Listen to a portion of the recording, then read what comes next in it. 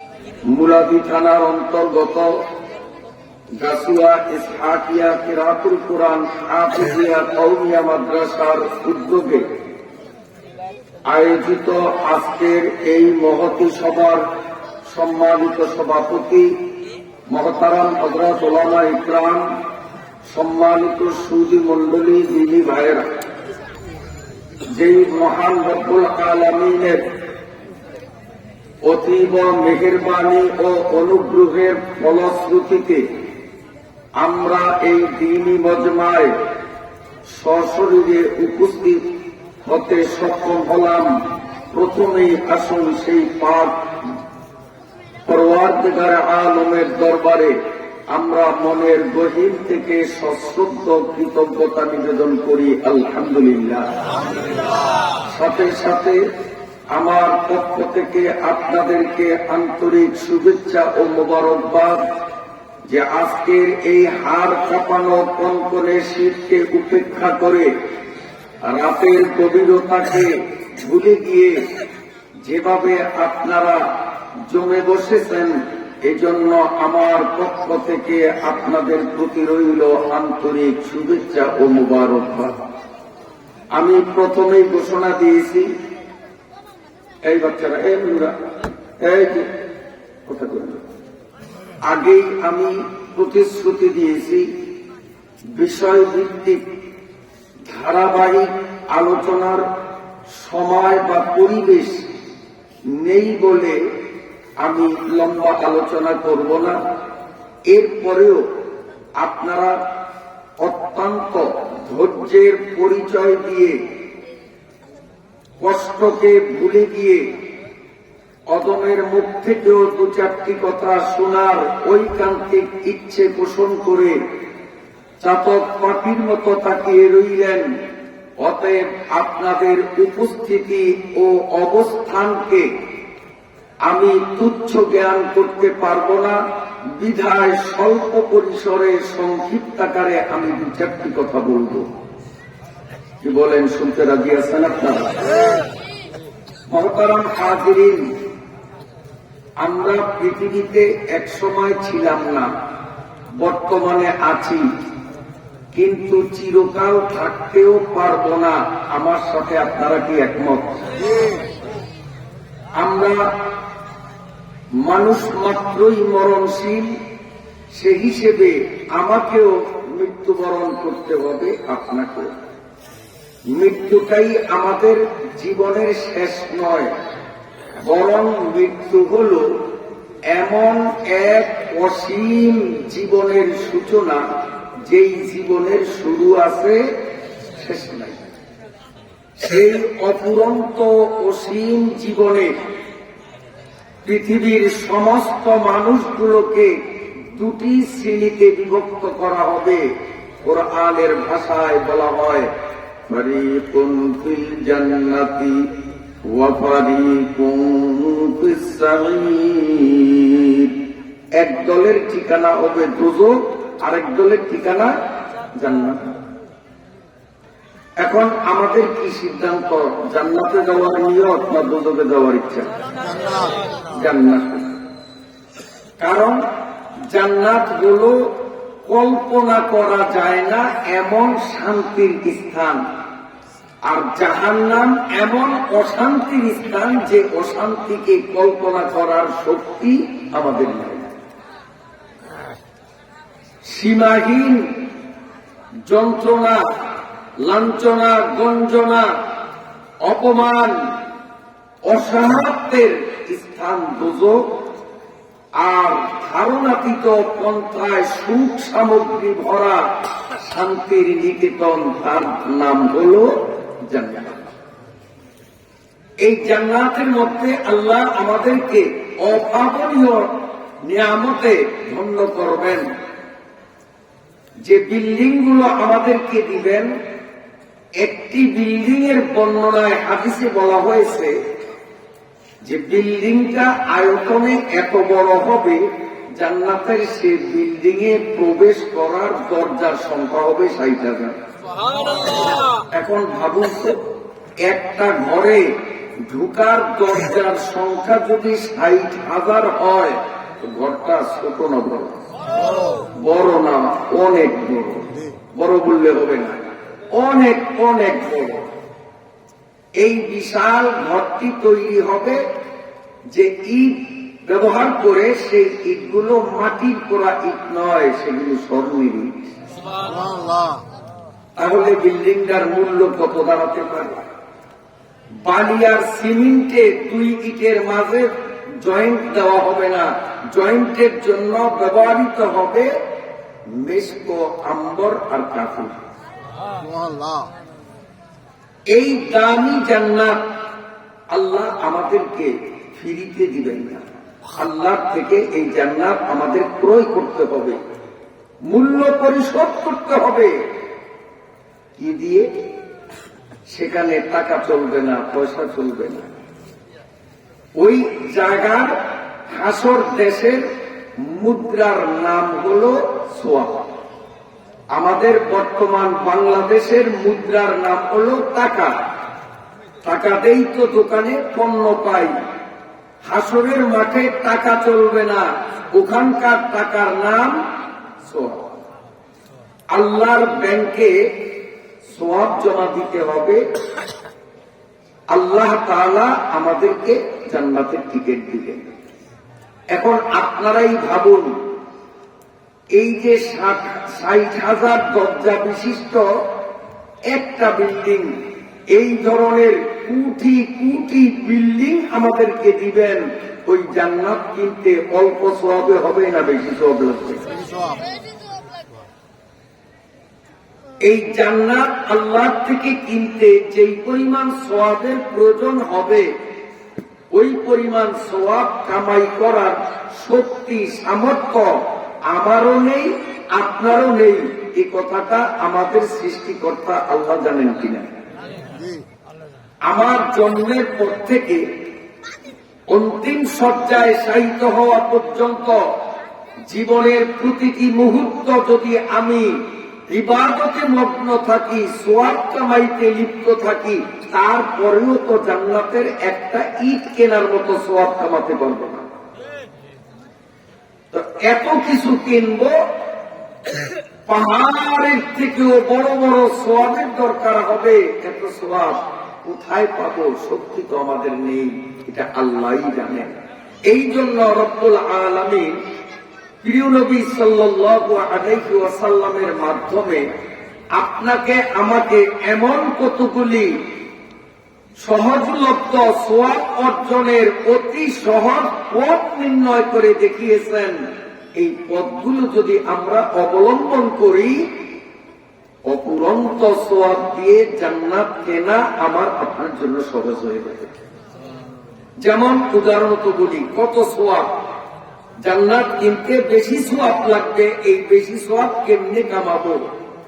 রাসূলুল্লাহ সাল্লাল্লাহু আলাইহি ওয়াসাল্লাম বলেন, আমার উম্মতরা 5 ওয়াক্ত নামাজ জামাতের সাথে যখন আদায় করবে, ইমাম নামাজের প্রথম তাকবীর আল্লাহু আকবার বলার পর থেকে ইমাম সাহেব আলহামদুলিল্লাহ সূরা শুরু করার আগে আগে এই টাইমের মধ্যে কোন মুসলমান আল্লাহু আকবার বলে যদি নামাজে শামিল হতে পারে, আল্লাহু আকবার বলার কারণে আল্লাহ রাব্বুল আলামিন 100 উট দান করার সওয়াব তার আমলনামায় দিয়ে দিবে। 100 উট, একটা দুইটা না, এক একটা উটের কত দাম। আপনি সৌদি আরব গিয়ে 100 উট কিনে লক্ষ লক্ষ টাকা ব্যয়ের মাধ্যমে এই বরিশাল মুলাদিতে এনে এই এলাকার গরিবদের মাঝে 100 উট বিতরণ করে যে পরিমাণ সওয়াব কামাতে পারবেন, ইমাম সাহেবের পেছনে আল্লাহু আকবার বললেই ওই পরিমাণ সওয়াব আল্লাহ দিবেন। হাদিস শরীফের মধ্যে রয়েছে, মুসলমান নারী কিংবা পুরুষ, জোয়ান কিংবা বৃদ্ধ, ব্যবসায়ী আর কৃষিজীবী, আলেম সাধারণ মানুষ, যে কোনো মানুষ ফরজ নামাজে আল্লাহু আকবার বলে রুকুতে যাবে, মাথা কোমরটাকে বক্র করে যখন রুকুতে ঝুঁকে যাবে, সঙ্গে সঙ্গে আল্লাহ পাকের ফেরেশতারা ওই নামাজের আমলনামার মধ্যে এই নামাজি ব্যক্তির শরীরের ওজন সম পরিমাণ স্বর্ণ সদকা করার সওয়াব দিয়ে দেয়। কয় ভরি? 10-15 ভরি হবে না? হ্যাঁ, আমার শরীরের ওজন যা, দাড়িপাল্লা কিংবা মিটারের সাহায্যে আমার শরীরটাকে ওজন করলে শরীরের ওজন যত কেজি যত গ্রাম হবে, তত কেজি তত গ্রাম খাঁটি স্বর্ণ এতিম মিসকিন গরিব অসহায় মসজিদ মাদ্রাসায় দান করলে যে সওয়াব আল্লাহ তাআলা রুকুতে হাঁটু ধরার সঙ্গে সঙ্গে ওই পরিমাণ সওয়াব দিয়ে দিয়েছেন। মানে যাতে প্রতিটা মুসলমান জান্নাতে যেতে, এমন এই যেমন একটা প্রবাদ আছে, একে তো জিনাই আরো খান, এমনিতে শীতে হাত পা আপনার কামড়াচ্ছে, আবার অনেকের চোখে ঘুম, চক্ষু ছোট হয়ে আসছে, কথা বলার পরিবেশ নেই, তারপরেও ইচ্ছার বাইরে বলছি, তার মধ্যে যদি এমন ডিস্টার্ব করো তাহলে তো মুশকিল। আচ্ছা, আপনাদের প্রশ্ন করে 10-15 মিনিট বললে ধৈর্য ধরবেন তো ইনশাআল্লাহ?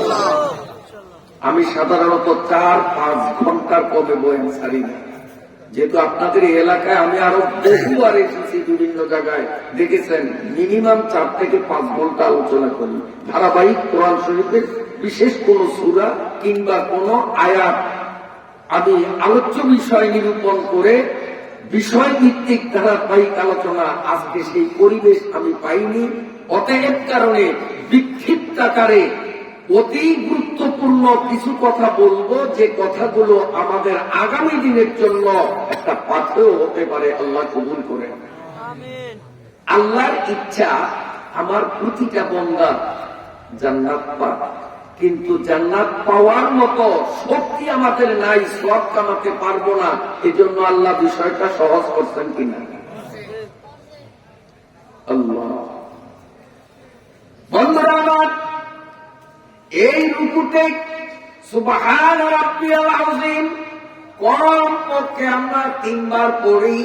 এই 3 বার তসবিহ পড়া পরিমাণ আমি আপনি যে রুকুতে ঝুঁকে রইলাম, এই একটু সময় ঝুঁকে থাকার কারণে আমার আপনার আমলনামায় তৌরাত, জবুর, ইনজিল, কোরআন, আসমানি 4খানা কিতাব খতম দেওয়ার সওয়াব আমলনামায় লেখা। এই 4খানা আসমানি কিতাব এক বৈঠকে বসে যদি কেউ পড়ে,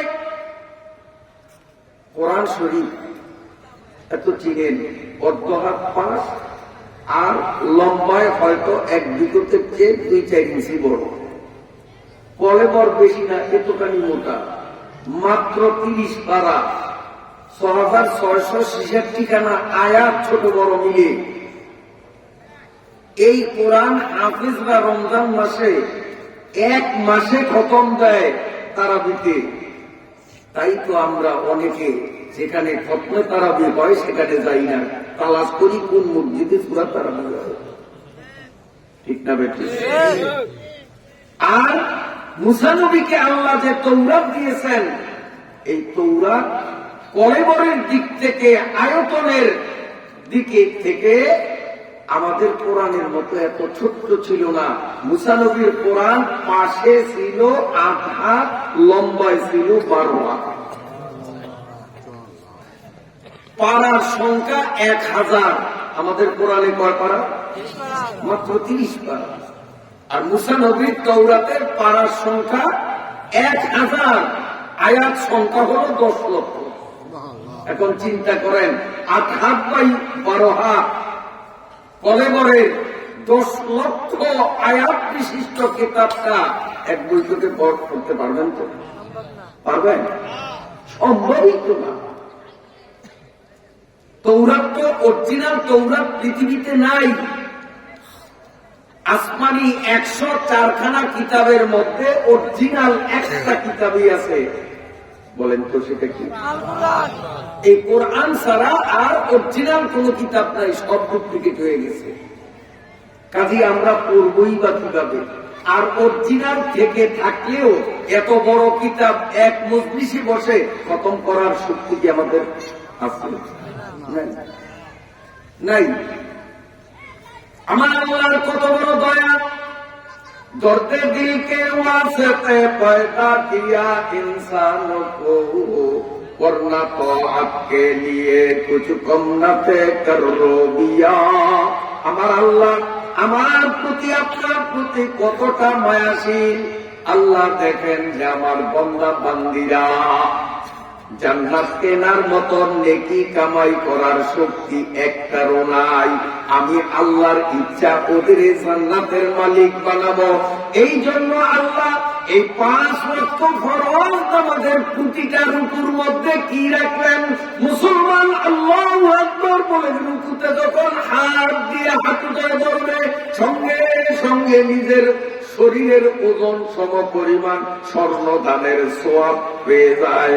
মুসলমান 3 তসবিহ পরিমাণ রুকুতে ঝুঁকে থাকবে, বিনিময়ে তাওরাত, জবুর, ইনজিল, কোরআন 4খানা আসমানি কিতাব খতমের সোয়াব পেয়ে যায়। আল্লাহু আকবার বলে যখন তারপর সিজদায় যায়, আমার ভাইরা বাবাজিরা, আদম আলাইহিস সালাম থেকে নিয়ে কিয়ামত পর্যন্ত পৃথিবীতে যতজন মানুষ আসলো, এই মানুষের সংখ্যাটা আপনি এখানে লেখেন। আদম আলাইহিস সালামের আগে আল্লাহ সর্বপ্রথম জিন যারে বানাইলেন তার নাম হলো মারিজ।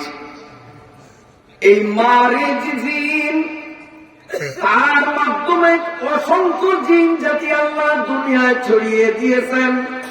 এই জিন জাতিদের ধর্মীয় নেতা, রাজনৈতিক নেতা হিসাবে আল্লাহ মারিজকে মনোনীত করলেন এবং মারিজ ধর্মীয় নেতা, পলিটিক্যাল নেতা হিসাবে একদিন আর 2 দিন নয়, 36,000 বছর পর্যন্ত রাজত্ব পরিচালনা করেছি। দৈনন্দিন জিনদের সংখ্যা খালি বৃদ্ধি হচ্ছে। কতদিন রাজত্ব করছেন? 36,000 বছর। মারিজ যখন মারা যায়, সাহানুতল ইসলামে আরেকজন বুজুর্গ জিনকে আল্লাহ মারিজের স্থলাভিষিক্ত করলেন। এই সাহানুতল 36,000 বছর রাজত্ব করলেন।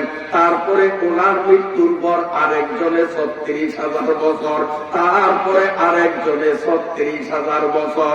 আদম আলাইহিস সালামের পূর্বে 4 36,000, 1 36,000, 2 36,000, 3 36,000, 4 36,000 বছর আগে মারিজ জন্ম নিল।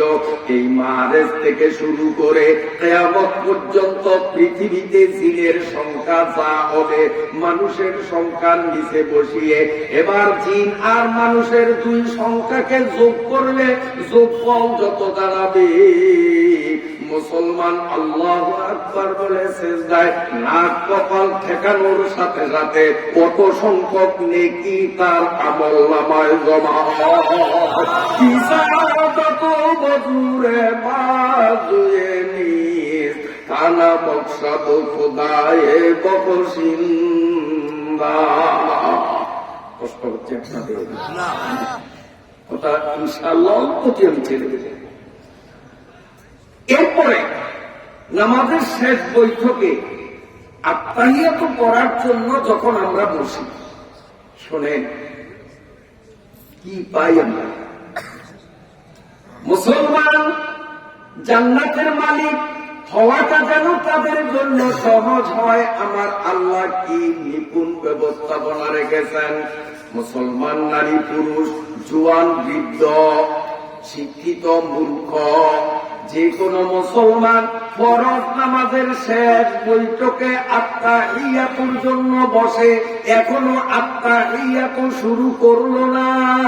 আত্তাহিয়াতু শুরু করার আগে জান্নাতের দিকে আল্লাহ নজর দেন। এই জান্নাতের মধ্যে একটা বিশাল নদী, নদীর তীরে রয়েছে একটা বিরাট গাছ। এই গাছের উপরে এক বিশ্বজোড়া বিরাট পাখি বসা।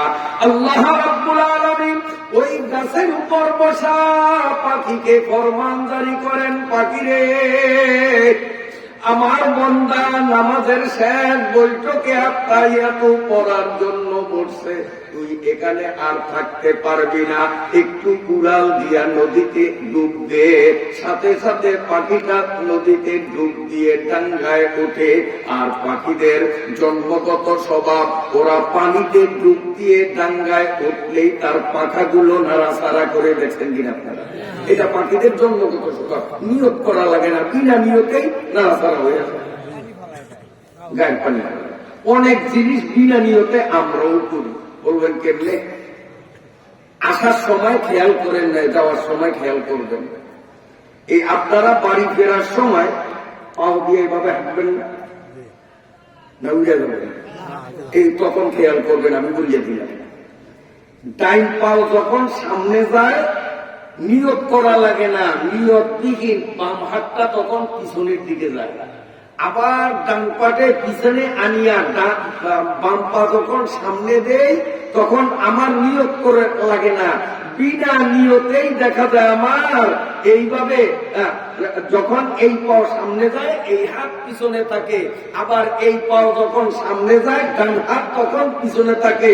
পাও আপ ডাউন করে অটোমেটিক, হাত দুইটাও আপ ডাউন করে, তবে বিপরীত দর্মী হয়ে। আজকে খেয়াল করবেন, আপনার নিয়ত করা লাগবে না। নিয়ত করে ডান পা যখন সামনে দেন তখন ডান হাত পিছনে নিয়ত করে নেওয়া লাগবে না, ও নিজেই অটোমেটিক পিছিয়ে চলে যাবে। আবার ঘুরে গিয়ে এই পা যখন সামনে দিবেন তখন ডান হাত সামনে আসবে আর বাম হাত অটোমেটিক পিছনে চলে যাবে। কার কুদরত? এই কুদরতটা আল্লাহ কেন করছেন? খালি খালি করেন নাই কেন? আল্লাহ হাত নড়াচড়া করলে পথিকের পথ চলা সহজ হয়। হাত যদি রশি দিয়ে বাঁধা হয় তখন দেখবেন হাঁটতে বড় কষ্ট লাগে। হাত খোলা থাকলে 10 কিলোমিটার হাঁটলে ওই ক্লান্তি আসবে না, হাত বাঁধা অবস্থায় কয়েক গজ হাঁটলে যে ক্লান্তি আসবে। এই যে এখন আমি কথা বলছি, মুখ দিয়ে বলছি না হাত দিয়ে বলছি? হ্যাঁ, হাত দিয়ে, মুখ দিয়ে। হাত না নড়ে কি নড়ে না? ডান হাত বাম হাত নড়ে। আচ্ছা, হাত কেন নড়ে? হাত দিয়ে তো আমি কথা বলি না, হাত কেন নড়ে? কারণ হাতের নড়াচড়া মুখকে বলার শক্তি যোগান দেয়। যদি আমার হাত দুটি গামছা দিয়ে সোফার হাতলের সাথে বেঁধে রাখতেন এতক্ষণ কথা বলা আমার সম্ভব হতো না।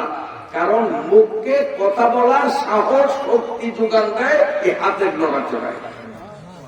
ঠিক ওয়াজ মাহফিলে বক্তার বক্তৃতায় সাহস যোগায়, স্পিড বাড়ায়, শ্রোতাদের ঠোঁট নড়াচড়ায়, শ্রোতারা জায়গা মতো সুবহানাল্লাহ, জায়গা মতো আলহামদুলিল্লাহ, সময় মতো নাউজুবিল্লাহ এইভাবে বলার মাধ্যমে শ্রোতাদের যদি ঠোঁট নড়ে তো বক্তার ঠোঁট নড়তে সাহস হয়।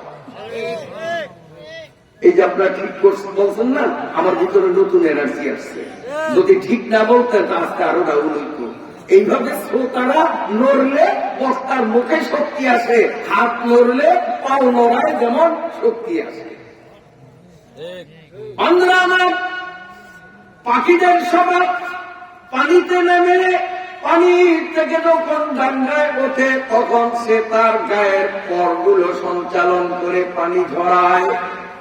আমার নবী আপনার নবী ঘোষণা করলেন, উম্মত রে, এই পাখির গা থেকে যত ফোঁটা পানি ঝরে তোর আত্তাহিয়াত শুরু করার আগে আগে ওই ঝরা পানির ফোঁটার সংখ্যা বরাবর সওয়াব তোর আমল নামায় লেখা হয়।